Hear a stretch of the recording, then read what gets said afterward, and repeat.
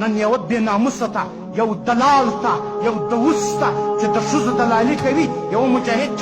چپلاخ ورکوي ازادي هم پکې غږېږي بي بي سي هم کې غږېږي فیسبوک هم غږېږي د ازانو ته پښتانه وایي دا هم غږېږي ازانو ته د پښتنو ملکان وایي دا هم غږېږي دا زموږ بې غیرتان دا زموږ بې ایمانان دا زموږ بې دینه او بې ضمیره مخلوق پر دا ټولو هم غږېږي ولا طالبانو ظلم کړی دی فلاني سړي ته چکه ورکړې ده ولې هغه زما والا هغه زما مجاهد هغه زما ورور هغه زما بندي هغه زما نارینه هغه زما اتل هغه زما د مور و پلار او ستا د مور و پلار د زړه ټوکړه هغه انسان نه و چې د هغه پر سر باندې به لینجر ختم کېدي هغه انسان نه و هغه مور نه درلودل هغه خور نه درلودل ایا هغه انسان د هغه بچي مور به د هغه بچي خور به د هغه ځوان پلار به د هغه ځان ورور به دا ځای نه لیدی چې زما بچی نن په لانجر پسې کشېږي ولې بي بي سي تا نه ویل